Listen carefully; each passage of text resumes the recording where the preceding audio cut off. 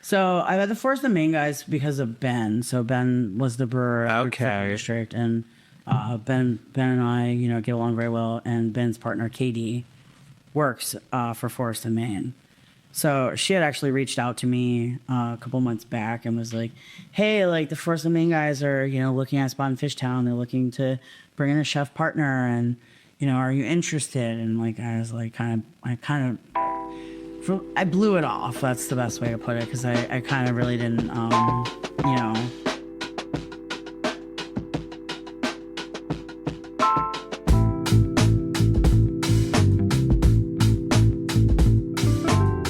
Welcome back to Brewdad Podcast. I'm your host, Richie Tevlin, joined as always by Evan Blum. Hello. Thank you again to our podcast, our newest podcast sponsor, The Beer Accountant, Patrick McDonald. Thank you for all you do.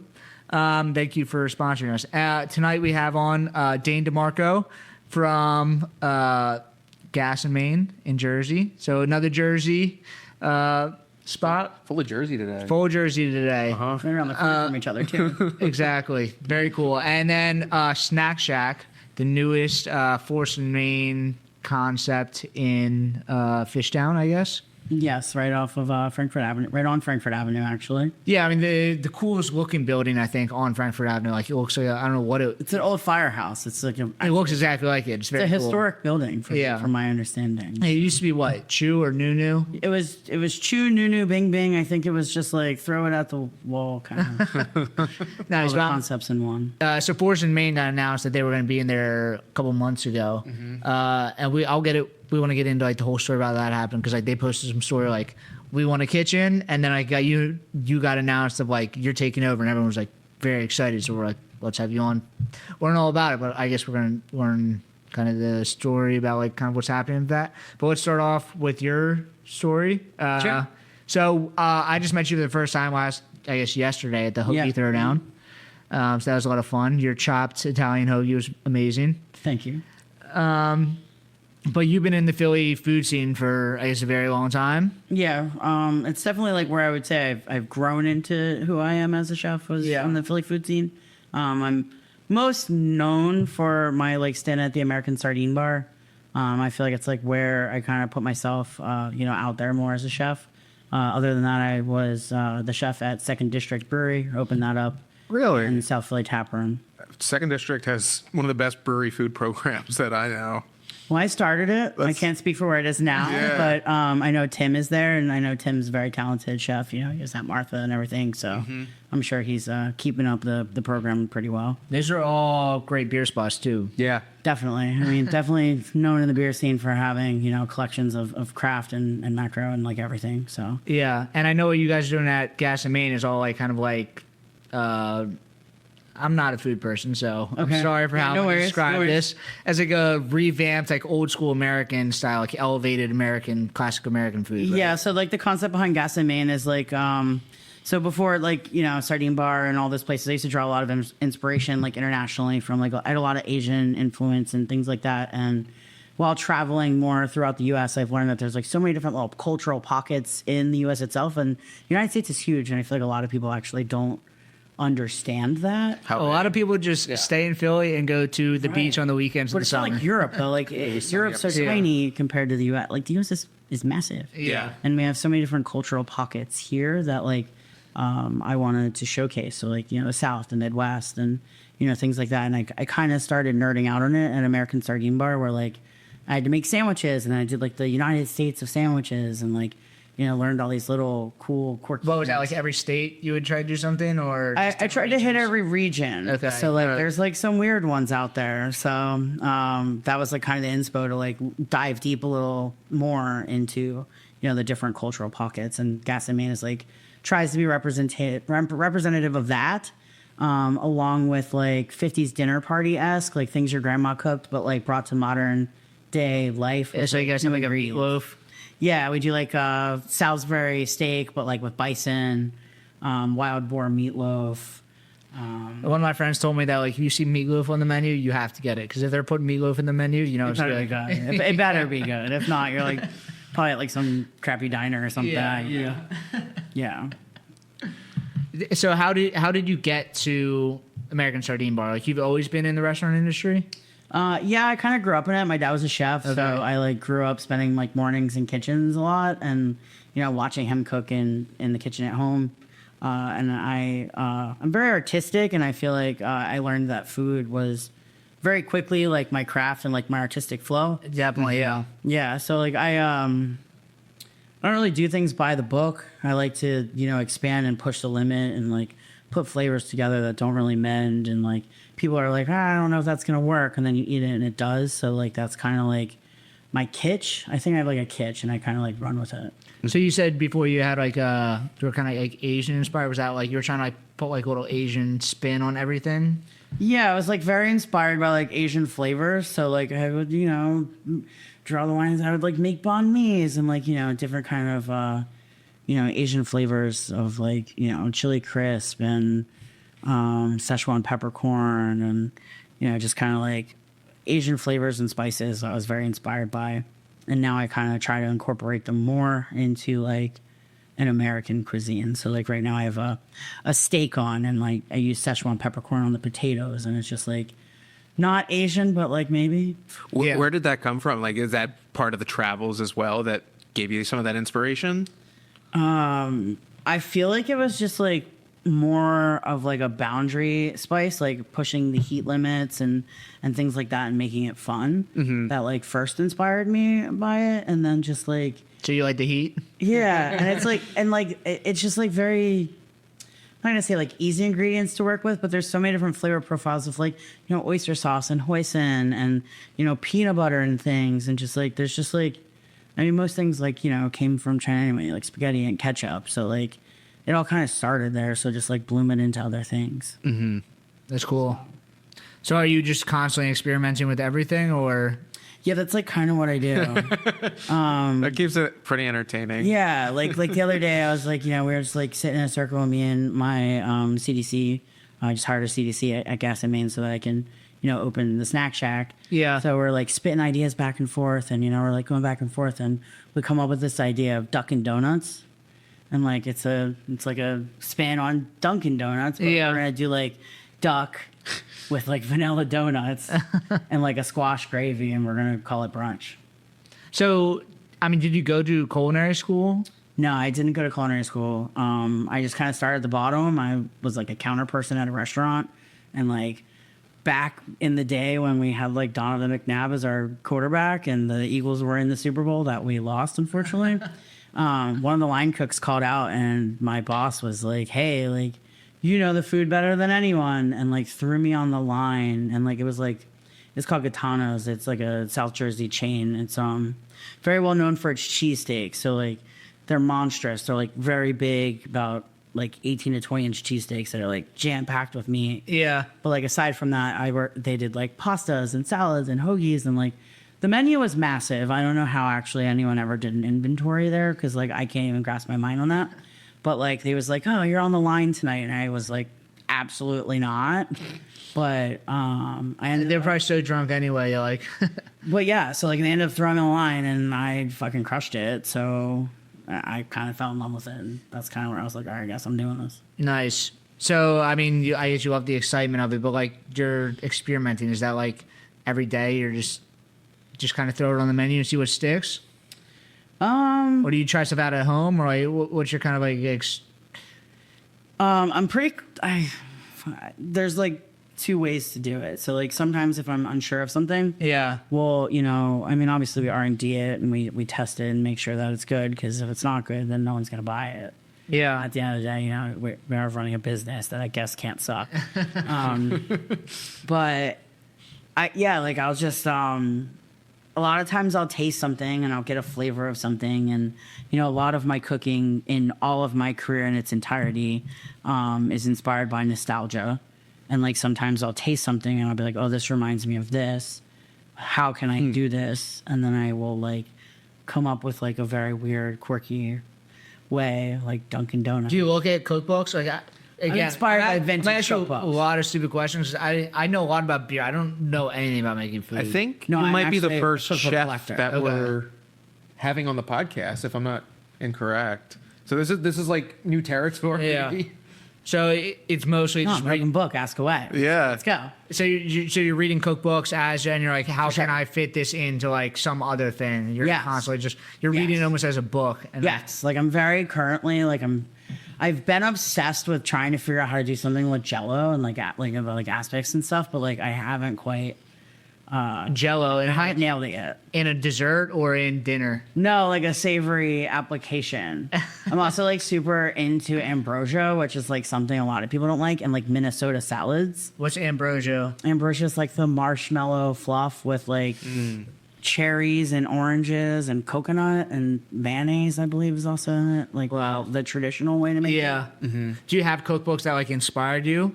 Yeah, so Because the way the brewing industry works, there's like 1,000 books that everyone's read, and it's like people that started breweries or brewery recipe books that everyone's read. Are there like certain books that like you read that have inspired you? That are like standard books? there's quite a few. I have a huge collection of vintage cookbooks. Okay. So if I'm ever like right now, currently with Gas and Main anyway, if I'm like in a rut, like we try to have like a science behind our menu and like a plan. So like we have like all these proteins that we like try to have each one of. Yeah. And like if I'm like stuck, like oh shit, I need a pork dish. Like I'll pull out the Time Life pork cookbook and like just kind of skim through it and try to draw some inspiration from it. But like Time Life books, Martha Stewart, Ree Drummond is like that's my girl. She's the pioneer woman from Oklahoma. Yeah, I like to whenever I come up with something, I'm like, "What's Ree doing?" And check in with her recipe. Is she an old school person? She's like very down homey on the farm, but she makes like very much American recipes. Yeah, like her husband is a cowboy. Like literally, they have a ranch. So, yeah. And like where like sourcing food, how does that work? Are you because you're like a higher end food spot? Are you just like does everyone get the same food from everybody else, and you guys just like fancy it up, or like how does like sourcing? I would say it's a little bit of both. I worked for Scott Schroeder. He was like probably like my first chef that I worked for that kind of taught me more about. Like, Was he at Sardine Bar? he was the chef at Sardine Bar when I. What is the story with Sardine Bar? Because I've heard like Scott is a legend, and then like you took over, you were supposed to be the heir apparent, but like who is Scott, and like what was his deal? Well, Scott left the Sardine Bar to go open Hungry Pigeon. Okay, So I was hired as the sous chef, and then I ended up just becoming the chef when he opened the Hungry Pigeon. okay, But he's like the first chef that taught me like about the importance of like our farmers and like how like support the local farms and like don't buy from the big purveyor when like your farmer has it. Like sure you're gonna spend more money, but like it's a better purpose. Yeah. Spending the money. So that's like where I really got inspired and learned more about like local and sustainable and seasonal things and that is something that I've carried with me throughout. Gas I Mean in particular is a hyper seasonal restaurant is what I like to call it. We change our menu about 6 times a year. wow. When it's gone from the farm and I can't get it or I imagine it's that's not local. fun to do, but I imagine that's a huge pain to manage. Well, I also have like crippling ADHD, so like changing the menu often is I think what keeps me like excited. Yeah. When things like sit around for a while and they get stale, I get really bored. Yeah. It was a huge struggle when I got nominated for the James Beard Award because we got murdered. Like, And they all want what you were nominated for, I guess, like what your menu was at that point, or for the most part, but also like it was just too busy. Like we couldn't catch a breath. So like in the almost 3 years that the restaurant's been open, that winter menu, which like wasn't even that cool, was like probably the longest running menu we've ever ran. And that's how we had Ken from Now Human Robot, formerly Memphis Taproom. Yeah. And he had Triple on. Yep. Yeah, and Yeah. he said that it was terrible because everyone came in, they're like, we don't want to eat or we don't want to drink, we just want your burger because it was on We want Triple what D. was on. Yeah. Yeah. Yeah. That's kind of how it goes. So, yeah, yep. What was the process like for the James Beard? Was that like you just open up your internet one day and you're like, oh shit, I was nominated? Yes, that's exactly how it happened, actually. Actually, it's even a better story than that, but yes. I feel like most people know they're getting nominated. Like, they have a PR person or they have, like, I don't know, a network, but, like, Yeah. on this, like, little tiny 30-60 restaurant in New Jersey where like I'm a little bit separated and outside of the city that I know. Yeah. And the food scene that I knew and I grew in.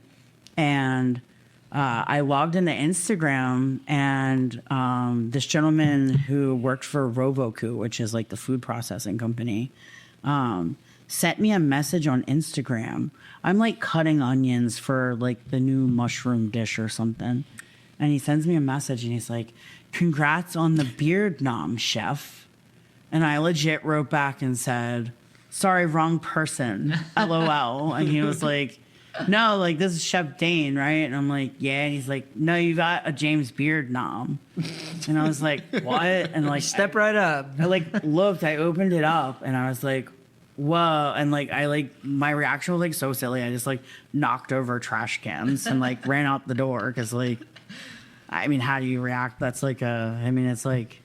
It's a very big deal. Yeah. It's really cool. It's just like that you weren't expecting at all. It's like, especially when you have no clue. So yeah, but like it was a blessing and a curse in the same sense because like, I mean, you get a lot of people that are coming and they have like high expectations and was it immediately like you got nominated and like that night people just show up? 5 seconds later, the phone I like literally threw the phone out the front door and it was in a bush and like like actually did. Legit, like no joke, like this literally I threw the phone out the door and I was like, "We are filming this restaurant till further notice." And like some lady walking by answered it and like brought it in. I was like, "No, put my phone back in the bush. Like leave me alone." I've heard that with the Michelin Guide is like coming, and that's what wants. I'm sure you know. Yeah. But is Jersey, is that a part of? I would imagine no, but also I feel like if it does come, I mean, I probably would guesstimate would like not even be on a radar of that. Okay. I mean, I there's a lot of places, people are like, "Oh, I feel like they would get it, and they would get it, and they would get it." But hasn't the Michelin Guide kind of changed they're like doing like a bunch of different stuff. It's not There's just like different standards. white tablecloth stuff anymore. Yeah, there's like different tiers and stuff. So, we'll see. Yeah, but I've heard a lot of like restaurant people that are like, obviously it would be very great, but it's just gonna throw this whole wrench into everything. That like, I guess getting nominated is always a positive thing, but like I said, it has it's a blessing and sometimes it's not. Yeah, it's cool. So interesting. It is interesting because like I guess when you think of it as a consumer, it's like, oh, this is obviously these are the places I'm going to go to. Beyond the restaurant end or the back end, it just it changes operations. For sure. I mean, much. It definitely puts you like first and foremost like on a bunch of listicles and things like that. Yeah. You're extremely Googleable and people traveling. Like we get people currently, and like we're in Haddonfield. We're in a little tiny quaint, quiet town, dry town. On top of that, and like we get people that come and visit us from all over. Like people are like, "Oh, I saw like you on this list, and we just drove here today from like upstate." You're on a lot of lists. I mean, you were number 20 in the Inquirer top 50 list. Yeah, we're in the best. Yeah, Philly Mag, I think best of. Yeah. Yeah, we've gotten a lot of positive press, which is very good, and you guys hope to what, keep the standard with a couple years ago. Yeah, we've been open a little over 2.5 years. Okay.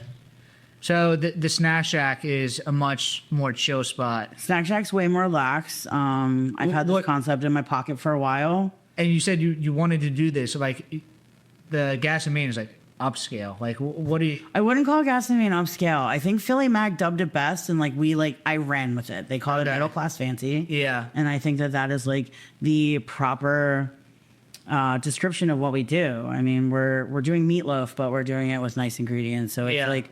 It's fancy, but it's middle class fancy. We have, linens at night, but paper napkins for brunch, and we have a shift throughout our day where we go from very, fun, low key, approachable, where we're like, blasting millennial pop music during brunch, and then we dim down the lights and pull out the linens, and our family's coming to visit. We pull out the china, So, So I think middle class fancy is what I would call it.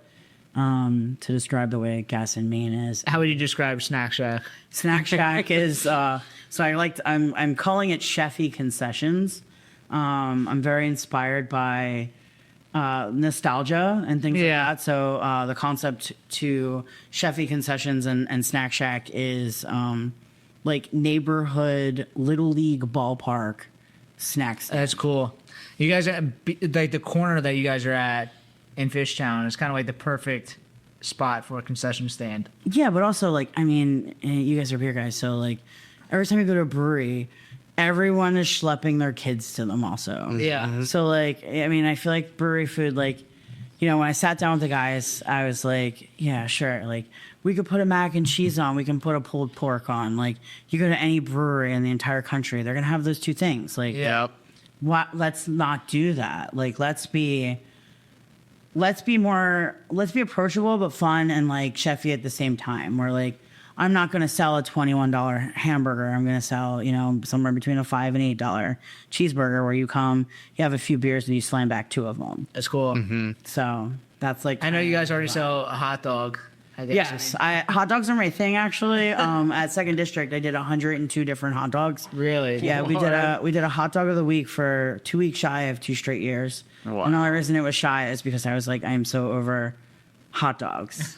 And so I've made a lot of hot dogs in my day, but definitely with what the 2 hot dogs I have now are the world's best. I use a Snake River Wagyu hot dog, and we put house-made mustard. We have one with pickles on it, and then the other one we do is peanut butter and Fritos. So, because I have you here, I can ask you these questions. Snake River is like what? That's a farm out west that just makes amazing beef. Yeah, so it makes amazing beef. They are known for their Wagyu, and like, they're like, you know, And is Wagyu a type of cow, or is it just like the level of meat? it's the level. Okay. It's like the cut. Wagyu is like it's the way it's like it's very minimal.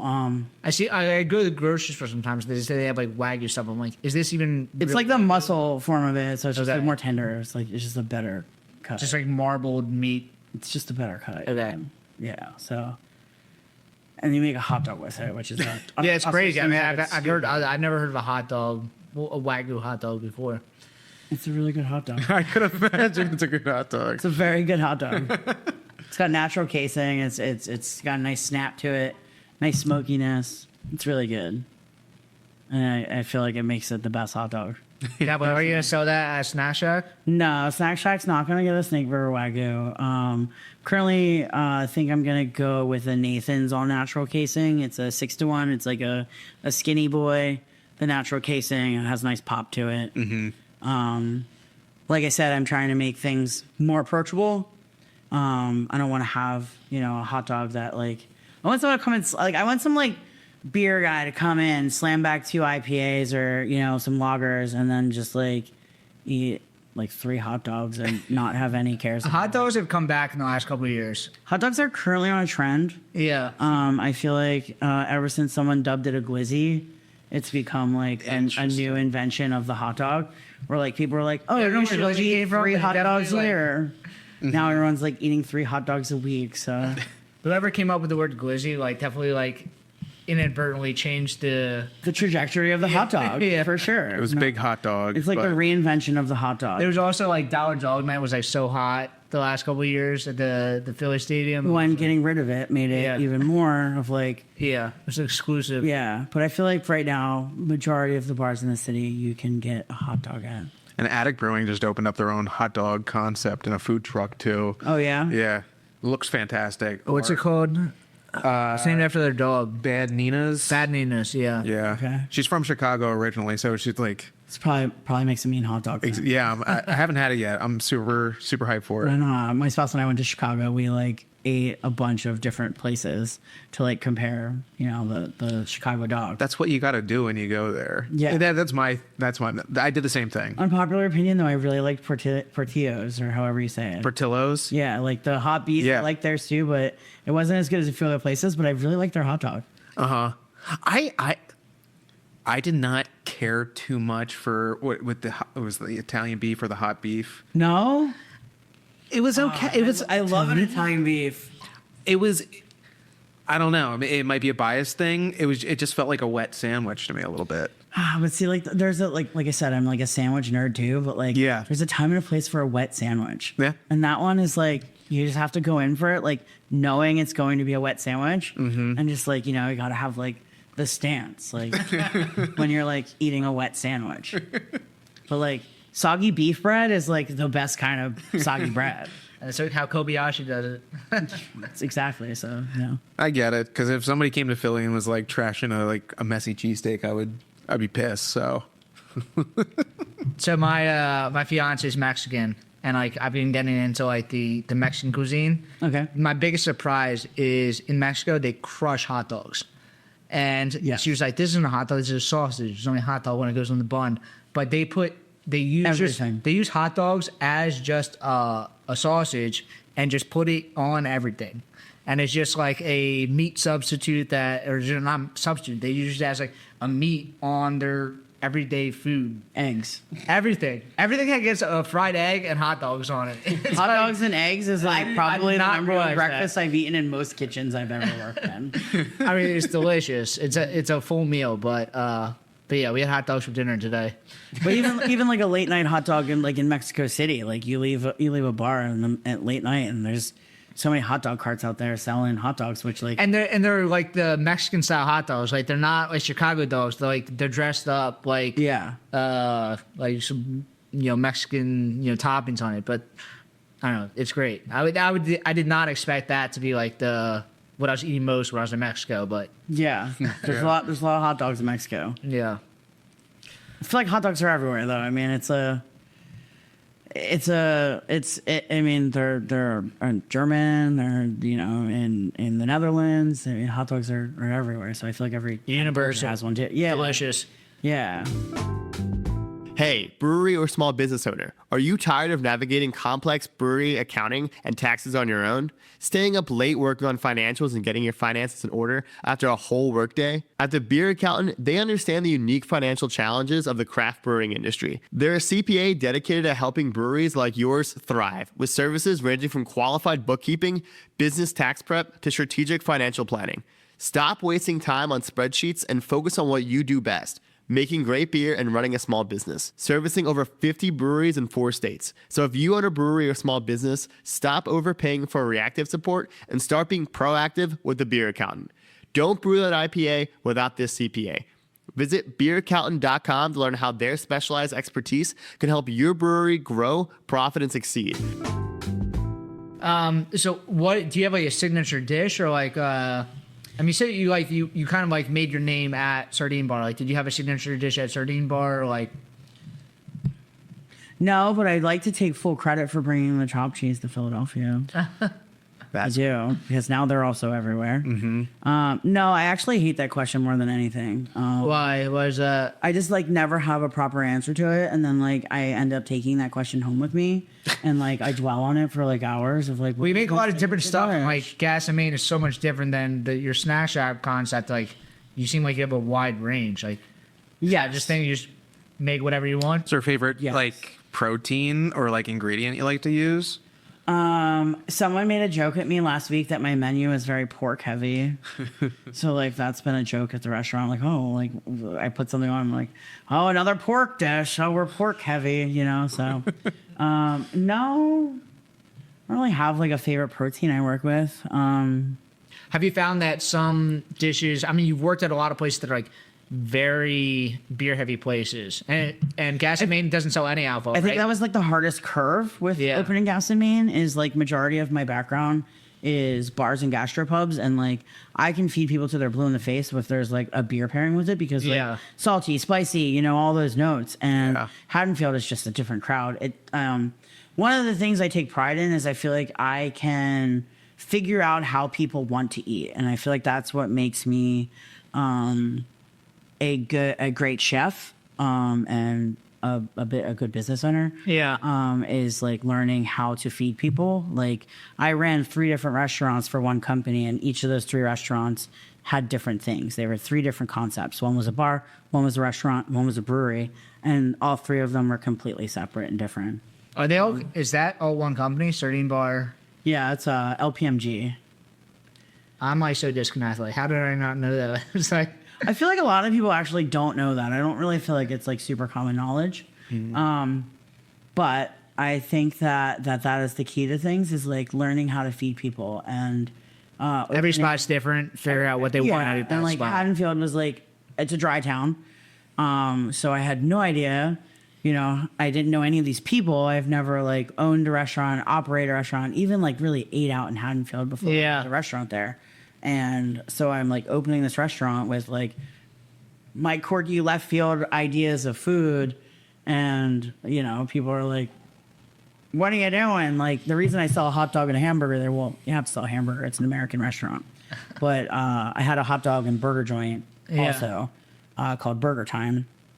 And we sold, like, it was stoner food, essentially. Like, you know, like, we put, like, Doritos on hamburgers and things like that. And when I signed the lease, the rumor around town was, oh, like, they're bringing hot dogs and hamburgers to Haddonfield. And, like, I don't know if you've ever been to Haddonfield, but, like, it's a very cute, quiet town. It's a you know, a mixed crowd of like young people, old people. It's a wonderful town. I absolutely love Haddonfield. It's so but cute. But it took me a minute to learn about it because like I didn't really know. I just moved It's a to little New bit Jersey. different from South Philly. It's extremely different from South Philly. That is essentially what I am saying. Yeah. And so they're like, they're gonna sell hot dogs, and I was like, you know what? I'm gonna sell a hot dog, and I'm gonna sell the world's best hot dog. And so that is how the hot dog at Gas and Main. And you call it the world's best hot dog? It is called the world's best hot dog. I like Yes. that.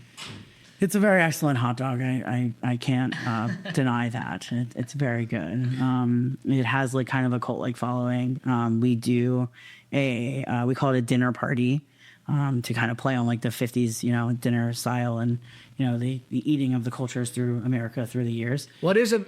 I know the term 50s dinner party, but what is that? It's just like people in the 50s had a lot of dinner parties. Yeah, it was like how you hosted your friends. Okay. Like it was like where you like, you know, bumped elbows with your neighbors and kind of, you know, you'd have like, you know, Karen from down the street over and I imagine it's like martinis, like Leave It to Beaver. Is that what you exactly like the kinda Sears like that. catalog? Yeah, like she worked on the, you know, the roast all day, and like, you know, it's kind of like bragging rights for the husbands and stuff. Dinner party. So we do a dinner party, which is what we call it. It's a 5-course tasting menu.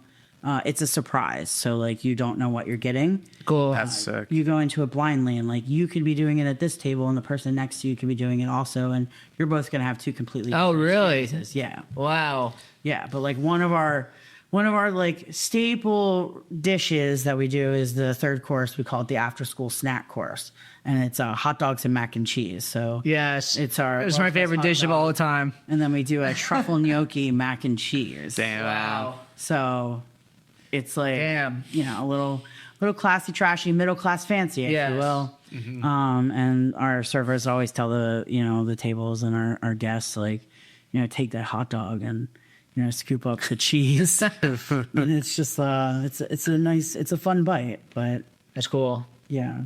Is it just going from South Philly to Jersey? Like, was that an easy decision? Was that like you saw the opportunity there?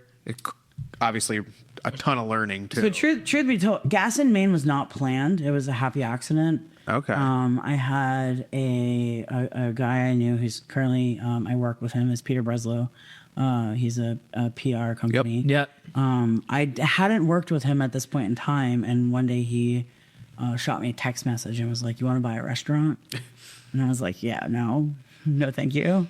And he's like, "Well, think about it. Like, you know, come look at it. I know a guy is trying to, you know, get out of business." So I was like, "No." And then he was like, "Well, come on, like, come look at it." So I went and looked at it, and I was like, you know, I had this like idea and this concept because, like I said, I have a million concepts in my brain, and it kind of just it happened, and here we are. So I have Gas in Maine now, which Gas in Maine is named after the cross streets of where my spouse and I got married in Las Vegas. It's like where I don't know if more than one exists, but there's like the mural of the dogs playing poker on that. Okay. Yeah. So our wedding party was lost, and we had like taken 2 photos, and they were like not in any of them. So we're like screaming at them on the phone. They're on a party bus, like getting, you know, loaded. And we're like screaming at them, like, "We're at Gas in Maine. We're at Gas in Maine." And like I hang up the phone and I like look at my new wife and I'm like, that'd make a good restaurant. It's a great name. And then like here we are, 2.5 years later, and we have Gas and Main, and it's been one of the greatest happy accidents that we've done so far. So It feels sometimes like you go around to like different cities and like there's always bars that are named the same thing. But like Gas and Main, it rolls off the tongue.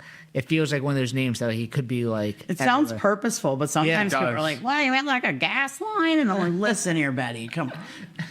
But like it's cute because like we've had a lot of customers now that have like gone to Vegas and like have gone to it. That's cute. Like somebody isn't a couple weeks ago and she's like, "Look, I took a picture. We were at Gas and Main." And Yeah. I'm like, And it's that's really personal. cool. It has a story behind it. Yeah, it's very personal. I think some of the recipes and stuff that I do there are like my grandmom's. A lot of the things that Was your grandma a cook also, or is it just no, gotta she get in the just kitchen? like, she just cooked and like Yeah. she had her things that she did and like my aunt. I'm Polish, so she's my chachi. She's very known for her funeral potatoes, which I recently learned they're called funeral potatoes from Utah, but in Minnesota they just call them like potato casserole, where it's like cornflakes crushed on top. Yeah, we call them Like, party she's known- potatoes. What do you call them? Marty potatoes? Party potatoes. No, party potatoes. Oh, I like that. Yeah. That's fun. But it's like a dish a lot of people grew up with. They have Yeah. different names, and like a lot of the recipes that I pull from are like things I grew up eating. I like to cook things that I like to eat that make me happy, and if they like make other people happy, that's really cool. So your dad was a chef, right? Yeah. Did he have a specialty, or he just No. kind of cooked everything? Not at all. My dad was like a banquet chef. He would go to work at 6, be home by 2. He was an excellent chef. Don't get me wrong. I'm not gonna like. But did you have stuff at home that was like, did he cook at home, or was he just like, that's my work, and like we're just eating normal at home? He cooked. He made like a lot of seafood dishes. Like my spaghetti and crabs is very inspired by him. Ooh, that's Italian dishes. what's are spaghetti very- and crabs? Is that there's literally just crab meat and spaghetti? So my dad would like cook, like you cook the blue crabs. Like we would go crabbing and we would catch the crabs together. Yeah. And then we'd bring them home and he'd actually like think it was funny to like let them run around our kitchen for a while. But you braise the crab in the gravy, the red sauce. Oh, cool. So it like would get like a really intense like crab flavor from all the crab fat and everything, and the shells and all the good that like most people throw away. Yeah. So that was like probably one of the most known things that my dad made was the spaghetti and crabs, and he would make a batch. Like it was like we brought out the big stock pot and we had The ore. exactly like how a lot of Italians like make their like sauce at the end of the summer. Yeah. Yeah, that's how my dad made spaghetti and crabs, and we would have quarts of it like in our garage freezer that would like last us the year. Nice. Yeah. So What's your so it's very seasonal. Like what's going on seasonally at Gas and Main? What's the fall menu like? So I actually just typed up the menu today. I like to put like little blurbs at the top because we do like, every season has different vegetables that come and go throughout. So we'll have like version 1.0, and like if we change one thing, we'll put like 1.5. So this is our current.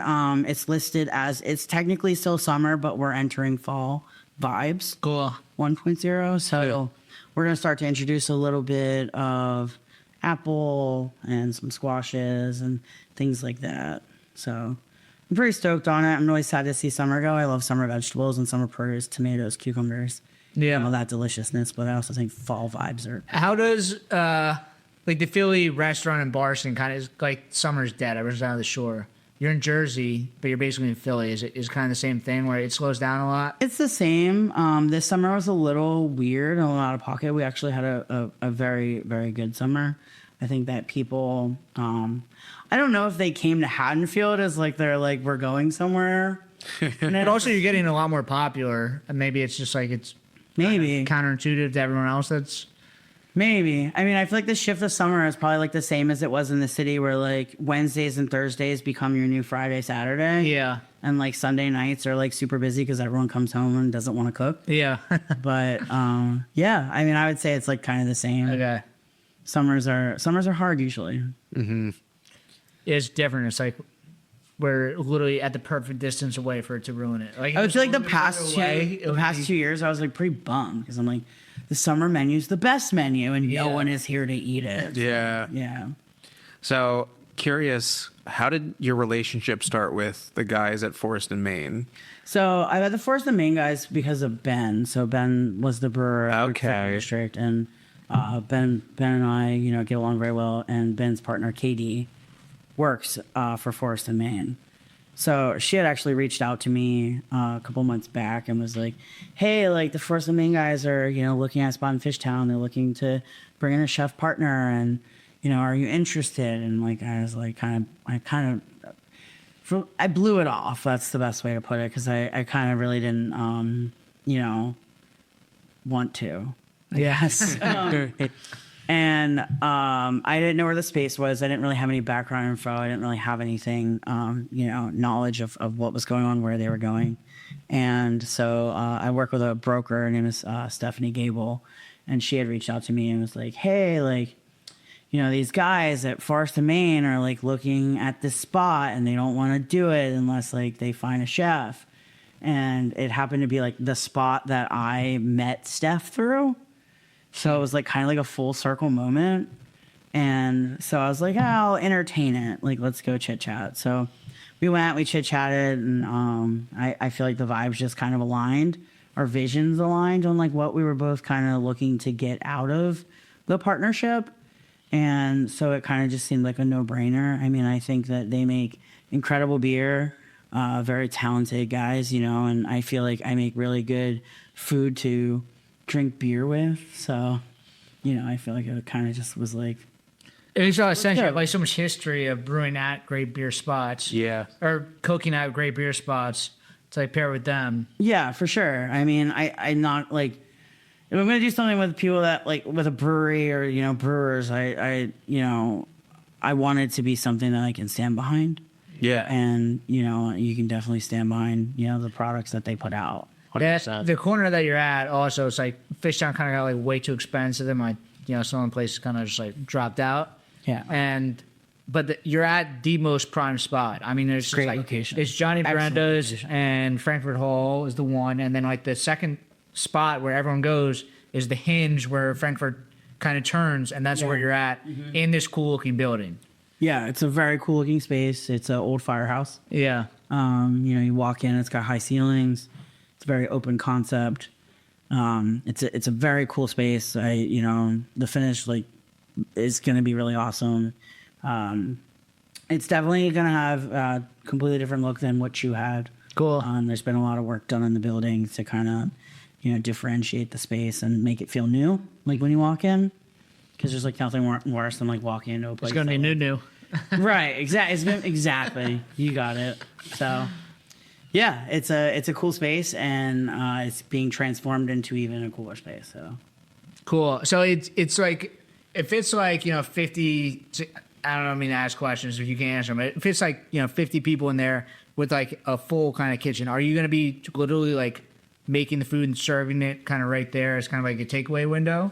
yeah, pretty much. So everything is going to be either ordered on a kiosk or through a QR code. Cool. And you'll just get a text that says like, "Hey, your order's ready," and you're just gonna come and you're So pick it up. crews are doing that now already. It's like everyone's used to that. Exactly. It's like not a new concept, so it Yeah. should be pretty easy to adjust to. So yeah, you're just like gonna pick it up, and then mostly everything will be not disposable, but like pretty disposable. Like we'll have like boats with, you know, papers and things like that. So It's like the perfect, I don't want to call it just like a premium spot, so if you can be there all night, but it's like the perfect like spot.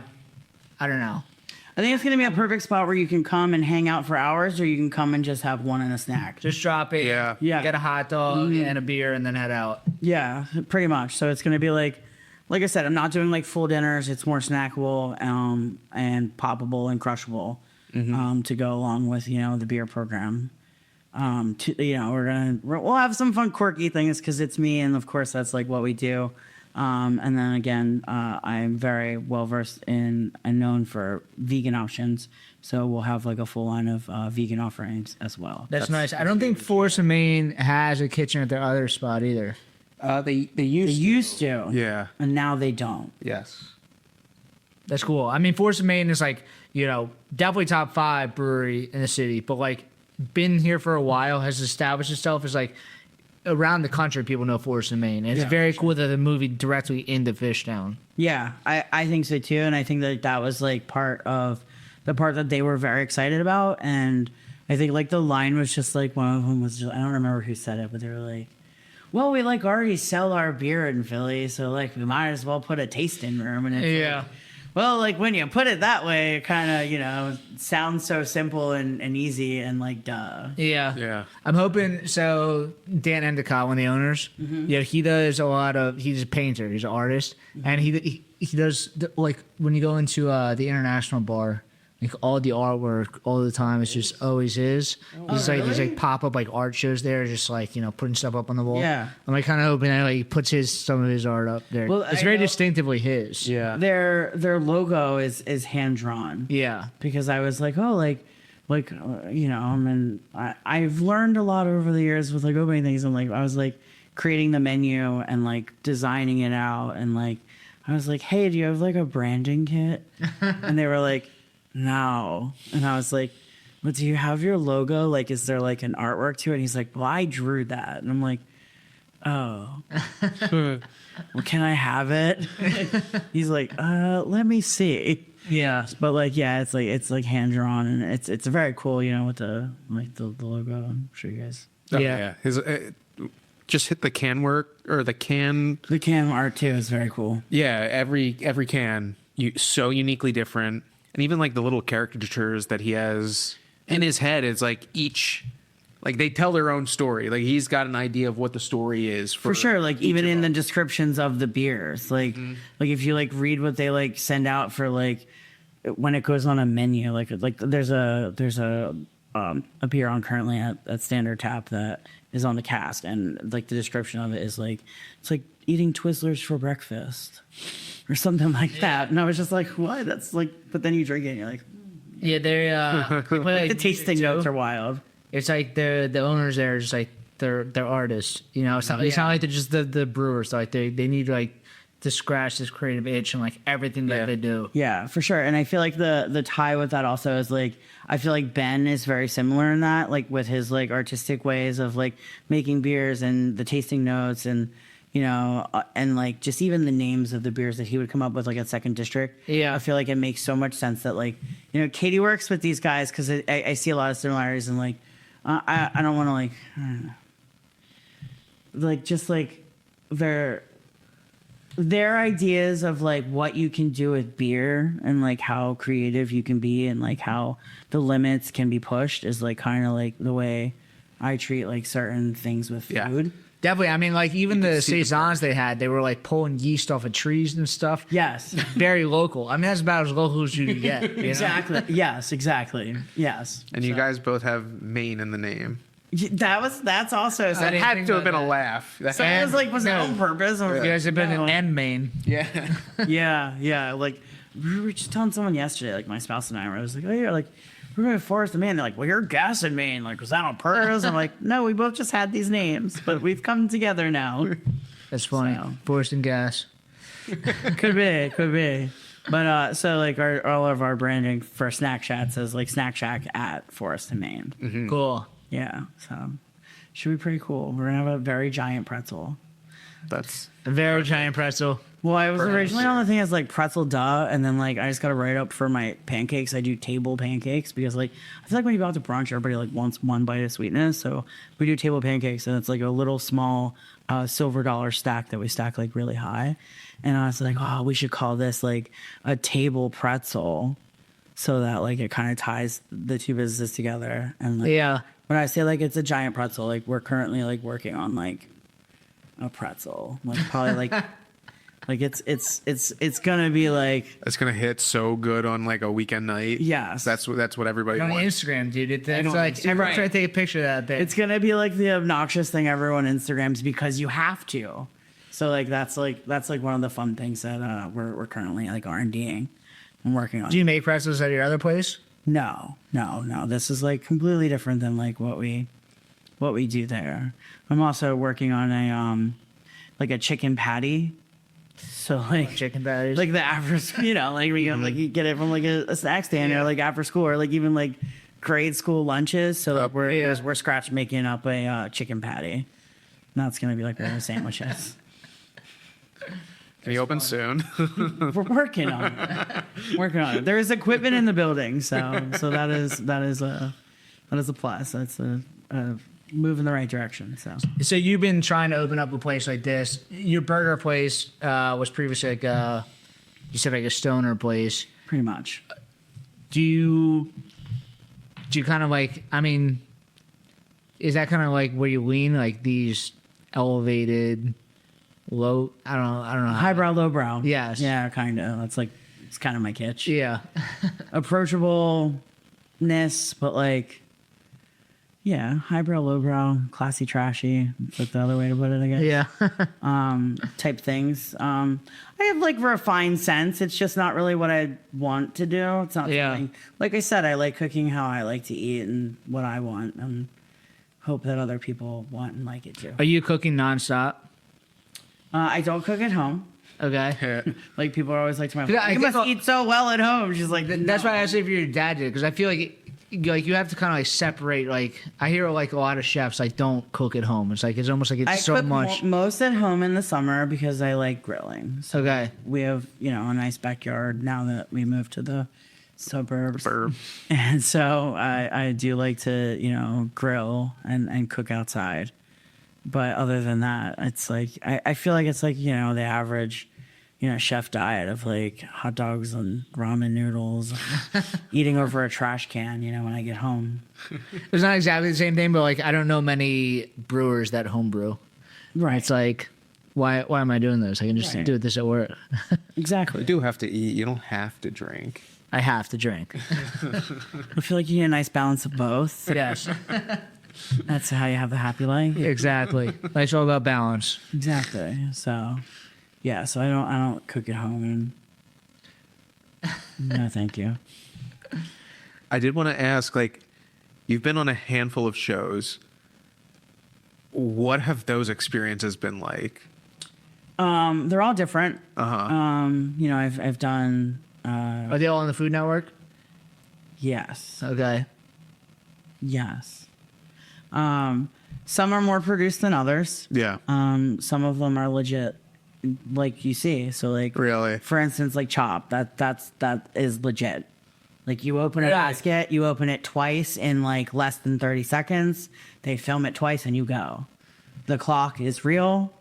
To me, that like from someone that doesn't know it, I look at that show, I'm like, this can't be real. Yeah. It's real. Yeah. It's legit. Like legit. Like the clock runs out, you are donezo. You cut yourself, you're probably donezo. Legit though. Like you do this, you close it, you do this, and then you go. And it is very fast and is very intense. And Do you prepare for something like that?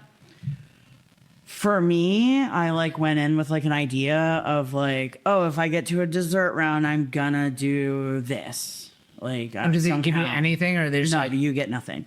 They'll try to trick you. I got tricked. They told me I was Really? going to be on like a frying episode. So I like showed up ready to go with a fryer. And then they were like, oh, just kidding. And then at the end, they were like, well, you fried things. I'm like, well, you told me to. You literally told me to. But yeah, so they'll trick you. But then there's like, other things that there's more TV magic involved. yeah. So like, there's a lot of editing and extra time added and, things like that. So Do you have interaction with Guy Fieri? yeah, so I filmed Guys Grocery Games. Yeah. And I did a pandemic episode of Triple D. Yeah. I would say that Guys Grocery Games was probably one of the best top tier experiences I ever experienced in my entire life. He is a rad dude. I don't understand why he gets so much hate. Like, Because he's so cool. Like you have to. I love him, but he's so cool that like. He's just on the internet. he You just have does to- so much good shit though. Like, Yeah. Like everything in that store that you see is real food, and like he has like someone whose job it is to like literally do an inventory daily, and they just like donate it all to a food bank. Oh, When all those California fires happened, he turned the Guys Grocery Game set into like a shelter and like housed people that were. I heard some interview they did. He was like a legit, restaurant owner from like very young and like kind of built it up and like was not trying to do this and kind of like It happened. it happened. And now it's just like everyone hates on him because like he seems fake. Like this dude can't be real. Like No, okay. he's a pretty solid dude. He's a pretty solid dude. But like that experience in itself, like he also does like cool stuff where like if you're on the show and you're like, well, at my restaurant we do this, and he's like, no, cut. You say, well, at Gas and Maine we do this. Like he's all about like hyping yourself up and putting yourself out there and like, you know, advertising for yourself. And like aside from that, like he like, I mean, I don't know if I just had like a happy act, like it was like good vibes or whatever, but he like cast the shows with like people that you'll vibe with. And like, you know, two of the guys that I filmed Guys Grocery Games with, like I have like still, you know, a network with and connection with. And that is we've cool. done things at each other's restaurants. Like, you know, they've done like, we, you know, at Sardine Bar, we do like, you know, guest things at like the holiday parties and things like that. And like they've done sardines and I've done things with them. And it was just like a cool like networking, you know, with the other people that were on the show. Yeah, it's exciting. Built lifelong like, you know, friendships and collaborations with. Is it like a one day thing? Like you just like fly in and it's just like get right into it? Sometimes some of them like are on the course of 2 days. California has like a lot of, you know, crazy filming laws and things like that. But pretty much though, yes. Like you fly out, you film, and then they like if you get eliminated that first round, like you're on a flight in an hour. It's like really wild. Yeah. It's like leave now. Yeah. Mission. Yeah. It's special for you. It's not. I guess it's not special for the producers. There, it's just like you're just like Yeah. you're part of the show. Yeah, and it's actually filmed in like not like anywhere you'd expect. So like I feel like Chopped, I filmed in New York City, like literally in the like in Manhattan, like Wow. I don't know, like city center proper. And so Guys Grocery Games is filmed in Santa Rosa, which is like where he lives. So like you fly into SFO, but then you're like 2.5 hour car ride out to like Here's when Santa you're Rosa and like got here, you decide where you're gonna film. Yeah. I mean, he probably was just like, I live here. This is where I'm filming. Deal with it. Yeah. It also probably has different filming laws than San Francisco. For sure, yeah. Yeah, but like I know they can't film on like Fridays, so like if I don't know if you like are familiar with watching Guys Grocery Games, but like sometimes they'll be like, this is a 1-round show, and that's because they were like running out of time. But he like literally makes that stuff up as he goes. Like the producers have no idea the games he's pulling out. They have no idea like what he has planned. No way. It's all like improv kind of. Yeah. Yeah. That's fun. It keeps it fun. It's pretty fun. So I was on a Super Bowl episode, and it was the year that the Eagles won the Super Bowl against New England. You had like a pizza dip, right? I did a pizza dip, yes. It's cool. But it's funny because I actually used to make the pizza dip all the time at 2nd District. The wings, too, they were like a sardine ware thing. I pulled out things from my pocket, yeah, so. But, yeah, and then, you know, I did not win. I have not won anything I've been on, but I feel like I feel like own it. If you win, they won't invite you back. It's like you gotta like you're right the perfect spot. Yes. You're like making great stuff, and like you got invited back. Exactly. You can't win, and then they, like you said, I'm waiting for my call back. It's fun. Do you have anything else planned? I mean, yeah, the Force Main thing that has not happened yet, but do you have stuff that like you're kind of wanting to do in the future? This is enough to handle right now. No, I feel like honestly I can answer that as like I said, this is a full circle moment of looking at spaces. Currently working with a broker trying to find a space. Yeah. I'm kind of got my heart set on South Philly, but as I spend more time in the Fishtown area, I'm starting to get a nice little weak spot for it. So I literally just said today on my way here, like, maybe I'll expand the search out this way a little bit because if we're gonna be here, so. No, I have a concept of a cocktail bar that I'm working on. That's Cool. Ooh, Cool. Yeah. that's fun. Yeah, I want to do Would you like, treat the cocktails the same way, like elevated, highbrow, lowbrow cocktail? for sure. Yeah. And then like I kind of want to do like the food like a little like girl dinner-esque, but like Yep. with my spins on it. So That's fun. I have a whole collection of plates for this concept, but no buildings. We'll get there one day. Build the whole concept, and then you'll just to get there. For sure. Exactly. That's cool. You have any more questions? Awesome. This was fun. Yeah, a lot of Like you said, our first food interview. Well, thank you guys for having me. Yeah. How do we find you? At Gas and Main? Yeah, at Gas and Main with 2 S's, GASS and MAIN Cool. And your personal Instagram. is Dane, DANE .DeMarco. Okay. Cool. Awesome. And then do you have an Instagram for the new Snack Shack yet? It's coming. Okay. I'm waiting to We're gonna have find it. something. I mean, everybody follows Force and Main, so like whenever Yeah. you post it, people will find it. I think they have, it's like Forest and Main new space. Yeah, they're gonna have a separate one because they want to, their main page is followed by people, around the country that, Yes. aren't gonna care about what the things that Snack Shack's doing. So, Yeah. They'll see it. Also, yeah. Shout out Peter Breslow. He knows everybody. Peter Breslin knows everybody. Cool. Awesome. And then you can find us at the Brewdat Podcast. Subscribe on YouTube and everywhere else. 5-star. 5 stars. Listen to Evan, and we'll see you guys next week. Thank you. Awesome. Thank you. Cool.